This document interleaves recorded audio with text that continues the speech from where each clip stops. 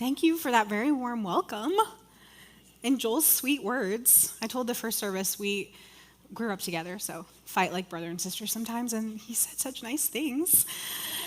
My name's Chelsea. I'm really glad to be able to be here with you this morning. I'm not a pastor or I don't have any education in teaching. I'm a local realtor, and I think many of you would agree that the teaching part of this is really nerve-wracking, but the preparation and the study is really life-giving to me, and so I don't get to do this very often, and I'm excited to be here today. I am married to Tyler for 16 years, and we have 8-year-old twins, Charlotte and Virginia. We are also foster parents to 8-month-old Erilyn, who is the cutest baby you'll ever see. She's in the nursery, so try to steal a peek. And we're also parents to 8-month-old Doberman puppy Reagan Megan, affectionately named after Joel's wife. So we have an 8-month-old baby, an 8-month-old puppy. That was not our wisest choice.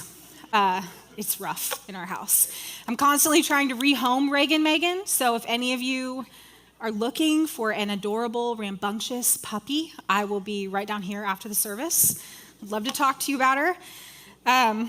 All joking aside, I am completely serious. This dog. All right, so I can't wait to jump into our content for today. I've been following along through the series. I'm a little bit obsessed with it. We are in week 3 of a summer series called What is God Like? And in both week 1 and week 2, Joel asked, if we had to describe God, what are some of the words that you and I might use? And he showed us this slide. These are some of the things we might say that God is like. God is holy. He's eternal. He's caring. He's merciful. And I don't have a problem with any of these words. These words all have clear definitions. We know what they mean. And I think that God is all of these things. But if you were to ask an ancient Easterner or someone who lived in the same time and in the same places where the Bible was actually written, I don't know that these are the words they would use. They might be more likely to use a phrase or a word picture such as, God is like living water. He's a shepherd. He's a farmer. God is so much more poetic and creative than we give him credit for, and we can see that all over the pages of the Bible. So instead of saying that God is just refreshing, which has a clear definition, we learned in week 1 that God is more like living water. And that word picture gives us a more in-depth and concrete image of what God is like, that he brings life to the desert or to the dead places. He is not stagnant, but he's full of movement, and he brings sustenance that doesn't leave us thirsty, but completely satisfies us. He's living water. He's not just refreshing. So we're taking a look at these word pictures of God this summer, and we're going to see how they show up in the Hebrew scriptures, the Old Testament, and then how Jesus picks up in the New Testament and utilizes them as well. What are these concrete images that we see in the Bible, and what do they tell us about what God is like, and what do they teach us about how to reflect him to the rest of the world? So today we're going to look at a metaphor for God that highlights the highly relational aspect of him and his character towards us. This image of God is so beautiful, and it's so important that I hope you leave compelled to reflect this particular characteristic of God to those you encounter right away, like maybe even today. This morning, we're going to dive into the Bible to see how God welcomes us, provides for us, and protects us as our Bedouin host. For many years, I've prided myself on being somewhat of a master hostess. I love to plan and execute a party. I want to thoughtfully decorate and carefully prepare delicious food. I want to make sure the couch blankets have been freshly washed and all the candles are lit. I want to hear laughter and joy in my home. So book club and small group and Christmas morning, evenings in the summer around the fire pit with friends, where we're subjected to our children's attempts to master elaborate dance moves with little to no practice. These are my favorite things. I love to be the hostess. But what I learned while researching for this morning is that I am nothing compared to the Bedouin hosts of history, and I have a lot to learn. Now, Bedouin culture has been around for thousands of years. Bedouins, just so you know, are an ancient nomadic people that primarily lived and still live today in the Middle East. They are desert dwellers, and they live in tents and are completely able to pack up and move their entire camp, which is more like a small village, to a completely new location. And you can call to mind people from the Bible like Abraham, Isaac, and Jacob when thinking about what a Bedouin is like. And when we look at the Old Testament and study the story of how God partnered with one man named Abraham to start his work of reconciliation and redemption in the world, in my opinion, there's one characteristic, other than trust in God, that really defined this family that he chose to work with. And that characteristic is hospitality when hosting. Hospitality has defined God's people since he called Abraham to leave the familiar and venture into a vast desert that would someday become his family's inheritance. Abraham and his family went out of their way to offer sustenance and protection to travelers who happened upon their tents in the desert wilderness. And so when a guest would pass by a Bedouin's tent, history tells us that the patriarch or the leader of the family would literally run from the tent entrance to greet the travelers and beg them to come inside. Now, why would they do that? When I see people pass by my house, sometimes I go inside on purpose. Well, Bedouin culture is different. It's largely present, like I mentioned, in the dry desert climates of the world. And journeying through the unfamiliar parts of the desert was a dangerous task. And it was largely impossible without the expectation that access to the homes of others would be granted to you on your journey. God's people have always understood that hospitality in the wilderness is indispensable for life, and I think that's still true today. Hospitality in the wilderness, whether it's physical or metaphorical, is indispensable for life. So what was included and given along with your invitation to come inside the tent? Well, hosting in Bedouin culture, it's more than a pass-by or a meal. It's almost like this sacred ritual that is performed in your honor. One place that we see the connection between God and the Bedouin host is in the book of Psalms. In Psalm 23, David writes of the Lord, "You prepare a table before me in the presence of my enemies. You anoint my head with oil. My cup overflows." This is actually a description of what you are offered when you are invited into the tent of a Bedouin host. You would be given oil to anoint your head, which is a simple way to offer refreshment to the traveler, kind of like in the same way an airline attendant might bring you a warm washcloth at the end of a long flight. You would be brought something to drink, which could be anything from wine to an elaborate coffee or tea ceremony meant to honor the guest, and Bedouins still do that to this day. You would be brought something to drink, which could be anything from simple bread that could be cooked over the fire within minutes to a more elaborate meal consisting of meat and different breads and rice. And if you were brought in by the Bedouin host, he was essentially promising not only food and comfort, but protection as well.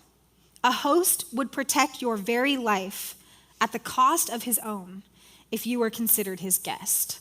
So if you're someone on the run in the desert and you have an enemy chasing you or someone dangerous that's trying to close in on you and you get invited into the tent of a Bedouin, they will protect you at the cost of their own life. They will not hand you over. And so when we read Psalm 23:5 as a description of God's character, "You prepare a table before me in the presence of my enemies. You anoint my head with oil. My cup overflows." We are meant to see God as our great host in the wilderness, who welcomes us, provides for us, and protects us. And as God is doing these three things, he's also doing one more thing for us. The welcome, provision, and protection is really about this fourth thing, inviting us into relationship. Because please don't miss the deeply relational aspect of sharing a meal with someone around a table. I mean, think about some of the best conversations you've ever had.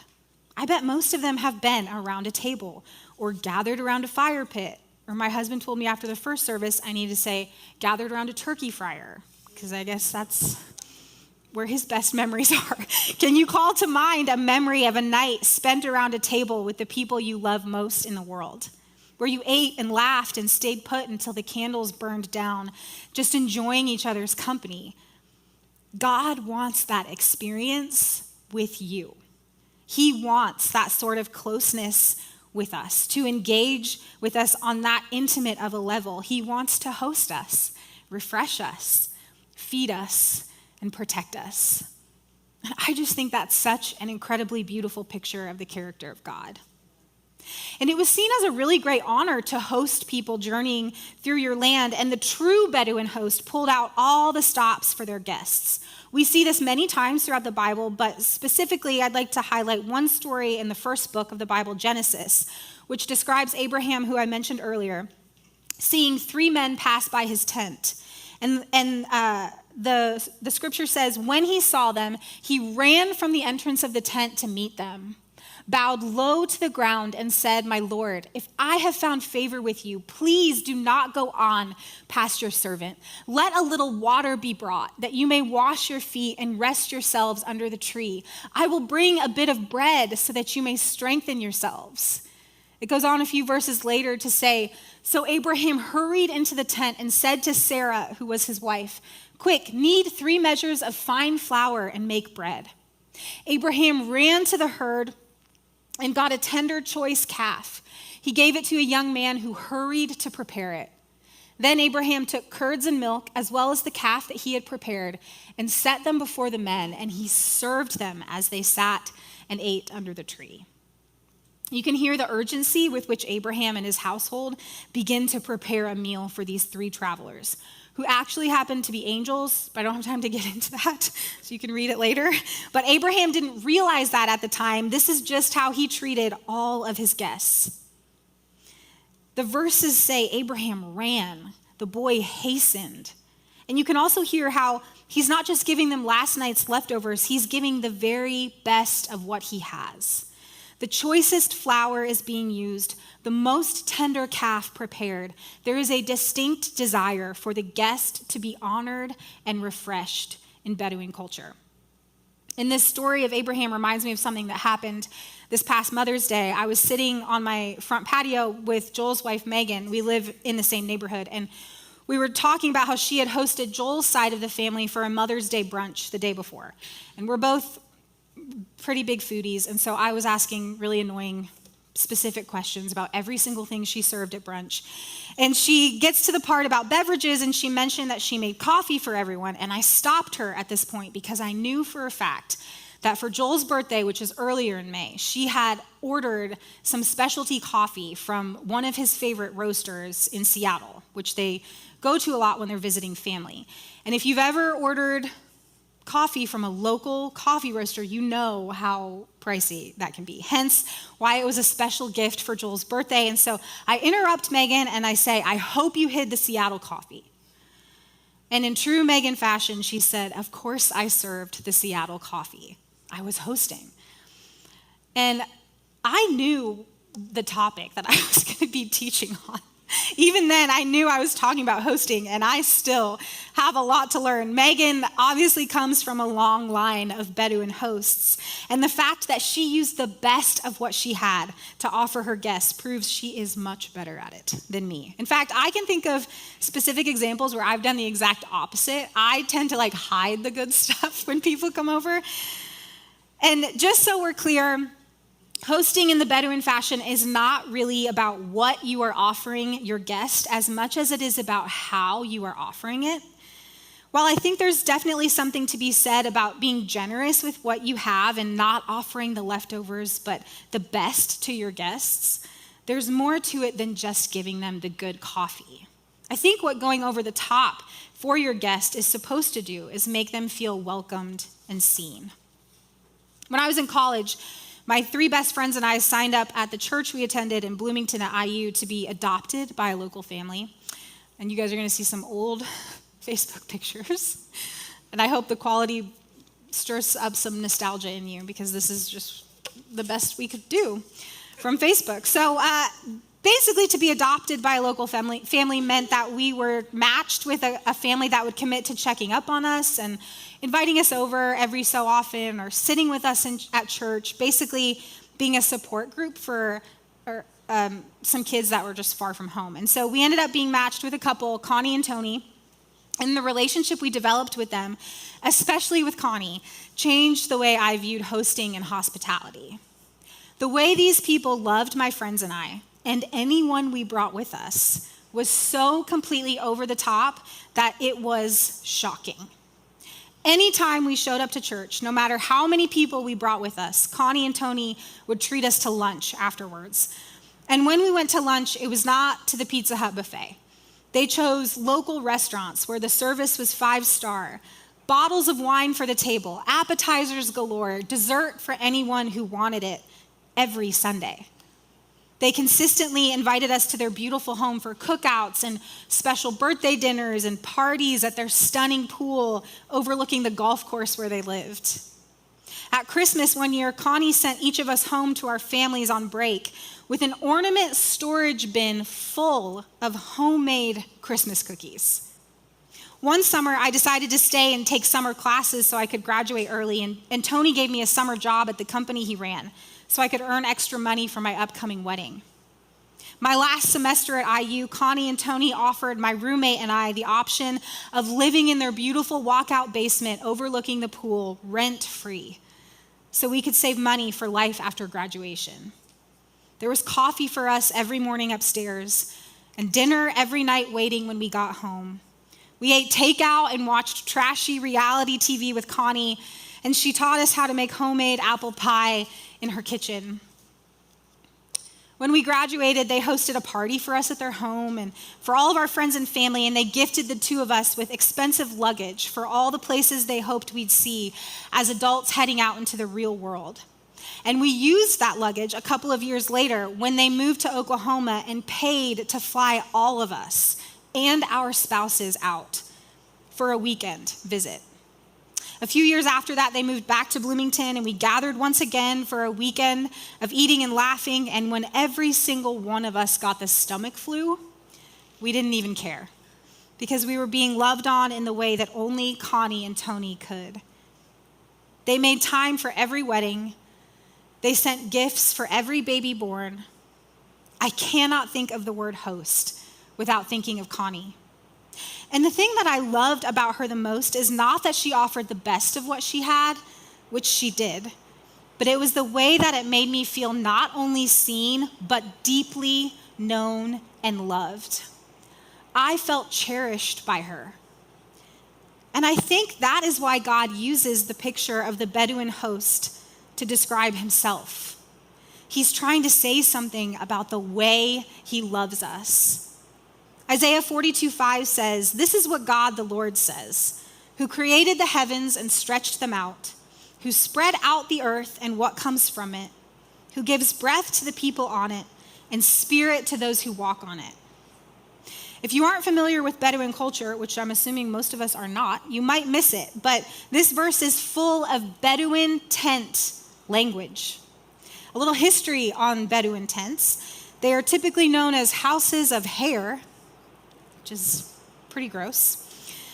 They're crafted from woven goat and camel hair, and they have this really interesting climate adaptive design that naturally regulates temperature. So the fabric of this tent reacted to the elements. When it would rain, the coarse fibers would swell, creating a watertight seal, and then in the intense desert heat, they would dry and separate and make tiny holes to allow the hot air out while still providing deep shade. And the tents were, as you can see, supported by wooden poles and held together by tension from ropes and stakes. And this allowed the size of the tent to be stretched or reduced depending on the size of the family or the location or the season. And so you can see how the stretching and spreading language in Isaiah, the Lord who created the heavens and stretched them out, who spread out the earth and what comes from it, is meant to call the original readers and hearers' attention to the way a Bedouin host assembles his tent where he welcomes his guests. It's as if Scripture is saying, can't you see the way God welcomes us with this world? It is a feast spread out before us where we are filled and sustained by the hand of the Creator himself, the master host. God has constructed this tent. He has invited us into it, and he is providing for us and protecting us, allowing us to experience the goodness of who he is through relationship with him. There's this highly relational aspect of him as our Bedouin host. And I think it's important to acknowledge here that God is not always showering us with the choicest flour and the most tender calf like we read about with Abraham. He hosts us in a much more personal and meaningful way. He's not giving all of us mansions of gold and bank accounts that are overflowing. It's not really about what is being provided as much as it is about the manner in which it is given. And this is no more evident to me than when we read about the exodus of God's people from slavery in Egypt and the way God chooses to provide for them in the desert. This story is found in the book of Exodus, and I know Joel talked through some of the Israelites leaving slavery last week when he was teaching on God as our divine warrior. But at this point in the story, God has rescued and delivered his people from captivity, and they're about to spend the next 40 years in the wilderness of the desert, learning how to be free. The wilderness, both physically and metaphorically, is a hard place to be, and there is much grumbling from God's people about the way he has chosen to provide for them. And we come across a story in Exodus chapter 16 where the people are complaining about the lack of food and water, and they cry out, "We wish we had died back in Egypt, where we sat by pots of meat and had all the bread we wanted, and instead, God, you brought us out to this desert to watch us all die of hunger." And God hears this cry, and he performs a miracle that is so incredible that I still can't get over it when I read the story today. God tells the people that they shall have meat and bread to eat. Even here in the wilderness, he prepares a feast. Not the feast we would imagine or even choose for ourselves, but one that, in my opinion, is infinitely more personal and meaningful. The Bible tells us that pigeons rain from the sky every evening for meat, and that every morning bread appears in the form of manna. Not every morning they get up and gather the ingredients and bake bread in the form of manna. Not they get up and steal it from surrounding villages. Every morning bread appears in the form of manna. And the word manna is not actually Hebrew for bread. This word just means, what is it? Because it's something they had never seen before. So for the first 6 days, God tells the people to gather this mystery manna, which is described as like a thin, flaky substance, almost like frost that covers the whole ground. He tells them to gather it and take it in and be filled. He tells them that the manna won't keep and they should only gather what they need for today. But of course, the people don't listen. They spend all 6 days grabbing as much of this stuff as they can and storing it up, only to find that it is in fact moldy and filled with maggots the next morning.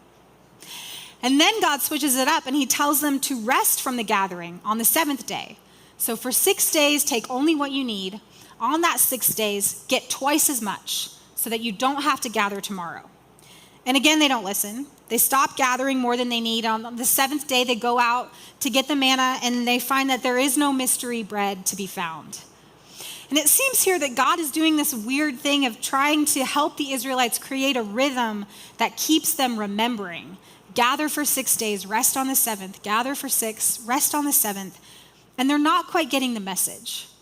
He wants them to remember who their true host is, the one who sees and knows their need before they even voice it. He spreads a table before them in the wilderness, not of the meat and bread of Egypt, but a mystery feast of exactly what they need and exactly how much of it they need every single day. And he calls them to rest in the midst of the journey on that 7th day, reminding them that their provision is not dependent on their own striving, but it is always the work of the Lord, their Bedouin host in the wilderness. I think so many of us can fall into this camp of forgetting who our host is. How do we remember the ways God welcomes us and provides for us and protects us? when we're lost in the wilderness?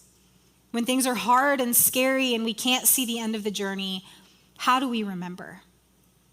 Some of you might be here today and it's a real struggle for you to see God as a benevolent host. You've just gone through something really awful, or you're in the middle of a really dark season. You asked God for things that you needed and you don't feel like he provided them. Loss, illness, financial lack, these are all very real things that we deal with. We did not ask for the things we are enduring, and what God is providing doesn't always feel like enough. And if that's you today, I don't want to at all minimize how you're feeling. I just want to maybe help you with a little bit of a perspective shift if you're open to it. I came across this poem a while back about grief, and I think it does such a beautiful job of helping us to see God's provision even in, and especially in, seasons of sorrow. It was written by Harriet Green, and I'd like to read it to you. It's called Good Grief. Isn't it strange when we experience profound grief, we see the world differently? The cardinal at the window, the horseshoe at the coffee shop, the butterfly on your shoulder. When our hearts split open, we see the signs God was giving all along. Through loss comes light, and in the light plays a song only the grieving get to hear. God hums from across the table. Now you see, I was always near.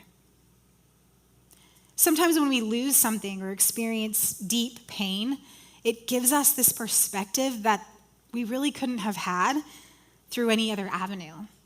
And my prayer for those in the room who struggle to see God spreading a feast out before them is to see and remember the miracle of manna. Because the Israelites didn't ask for manna. They didn't even particularly want it. But was it any less miraculous? Just because provision didn't come in the form of meat and bread from Egypt like they wanted, was it any less nourishing? Is there room to see how this mystery bread, only enough for today, was proof of God's undeniable attention and provision? How do we remember our host in the wilderness? Well, God's idea is to gather the mystery he's been providing all along. And for the Israelites, it's everywhere. This strange bread, it's all over the ground. And still they, and still we, a lot of the time, are left asking, what is it? In what form does God's provision come to me in the wilderness? One really practical way to help us remember the way our Bedouin host sees and cares for us is the practice of gratitude. Gratitude, not general in the sense of I'm thankful for friends and family, but very specific, as in I'm thankful for the way my 8-year-olds say Doberman as Doverman. Or I'm thankful for the feeling I get when I put the last piece of the puzzle in. That type of gratitude, which is everywhere, can foster in us a deep sense of wonder at all the things our host provides. What would happen if you started to list the specific things you are given? The cup of tea my husband brings to my bedside table at night. French fries dipped in a Wendy's Frosty. Watching your kid excel at something that you know has been difficult for them. What if we gathered all of these things throughout the day and named them? Would you not begin to see how the words in Isaiah 42 are true? Would you not begin to see how the Lord spreads the world out before you? In the same way, a Bedouin host spreads out a tent for his guest. We are welcomed and wanted and loved in the most personal, meaningful ways. And we don't have to store it up for tomorrow, because tomorrow he sees me again and he gives me mystery after mystery to gather. A thoughtful gift from a friend, the most gorgeous sunrise on your morning run, the host is welcoming you. A meal paid for by a stranger, having just enough gas to get to the next stop, the host is providing for you. Sickness being healed, an accident that almost happens but doesn't, the host is protecting you. My friends, you are guests of the master Bedouin host. See and know that you are welcomed and provided for and protected. And then turn around and welcome and provide for and protect others in the same way we see Christ do in the New Testament. Because not only do we see this relational aspect of God as our host in the Old Testament, but we see this modeled for us in Christ himself in the New Testament as well. We see this very same insanely relational kind of attitude and action being demonstrated by Jesus. Most notably, we see this in the book of Luke, which is in the New Testament. It's one of the accounts of Jesus' life. And in chapter 15, the beginning of the chapter says, all the tax collectors and sinners were approaching to listen to him. And the Pharisees and scribes were complaining, this man welcomes sinners and eats with them. This man welcomes sinners and eats with them.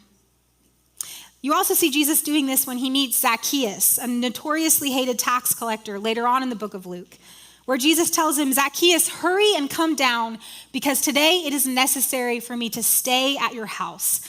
And it says come down because he's up in a tree, he's really short, and he can't, it's a whole story. You can read it later, but Jesus is saying, I'm going to go stay at your house today. Now, everyone in this time period knew that when you were a guest in someone's home, you would undoubtedly share a meal with that person. And if you accepted someone around the table, you were accepting them as a person in general. So for Jesus to sit down and have a meal with a tax collector who's considered the worst of all sinners, it's communicating something very specific. This is sending a scandalous message to the religious elite. And one of the things I love most about Jesus is that he had this really unique ability to love broken people extravagantly without ever watering down his values and convictions. He accepted people where they were at, while at the same time lovingly leading them towards wholeness. I mean, his meal with Zacchaeus changed the entire trajectory of that man's life. This one encounter of being welcomed by Jesus and sharing a meal with him leaves Zacchaeus saying, look, I'll give half of my possessions to the poor, Lord, and if I have extorted anything from anyone, I'll pay back 4 times as much.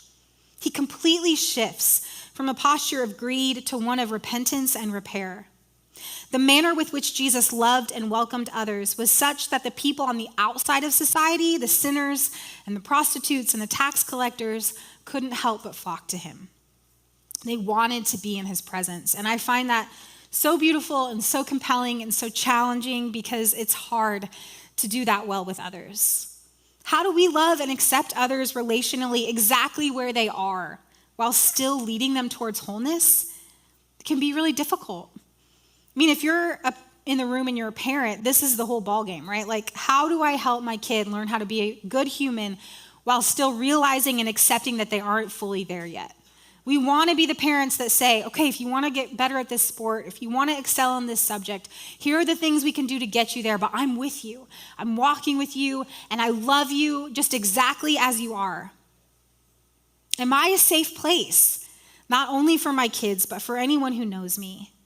Do others know they can show up unannounced, without pretense, and are they confident that they will be met with a listening ear and a welcoming spirit? Do I offer the best of what I have in order to make others feel seen and cherished? In the same way that God shows up as our Bedouin host who lavishes us with hospitality, and in the same way that Jesus welcomed people around the table without watering down his values, how can I love others in a way that leads them to wholeness? Well, today we've talked about 4 things that God does for us as our Bedouin host. And as a point of reflection, I'd love for you to just spend a minute gathering the mystery. Think about how God has specifically and intentionally done these 4 things for you. How has God welcomed you? Provided for you? In what ways has he protected you and invited you into relationship with him and others? How have you been on the receiving end of God being the master host? And then take it one step further. How can you not only receive but reflect this character trait of God to the world around you?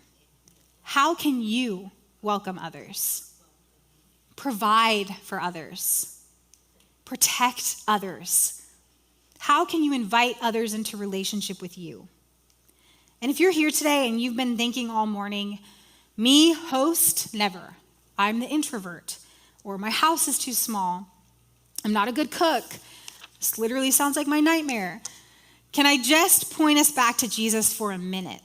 The guy was homeless. He didn't even have a home.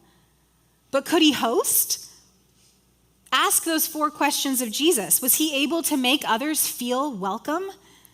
Well, I wonder what the disciples that he invited along to change the world how they would answer that question, or the many women he included in his ministry, or the children he insisted on being able to approach him.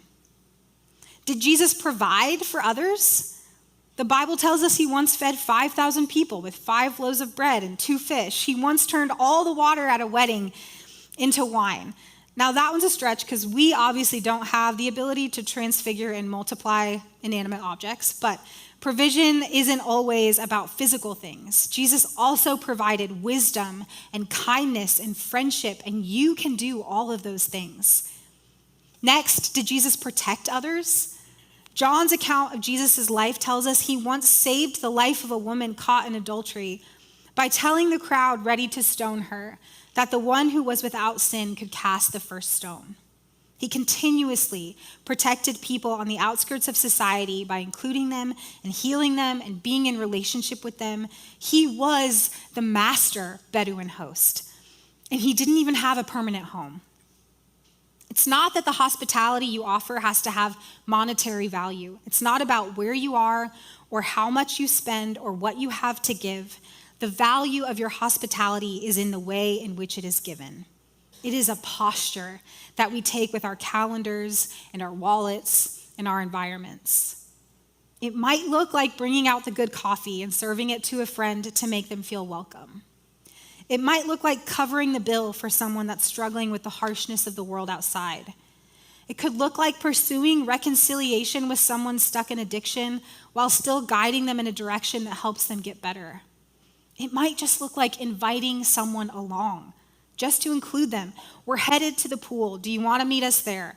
We're grilling burgers tonight. Bring the kids over. You guys can do this in the lobby right after the service. I want to see you fighting over who gets to invite who somewhere first. A hospitable life doesn't require planned events or fancy dinners.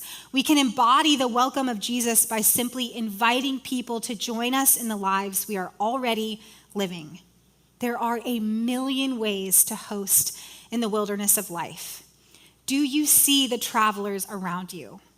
Do you offer them rest and protection? Do you lead them to wholeness with your love? May you be encouraged to gather the mystery poured out from God for this very day and wonder in all the big and small ways he spreads out the world before you. And may you look for intentional ways to host others as you go about your days and weeks, offering lavish generosity and acceptance and protection to those who pass by your tent on their journey.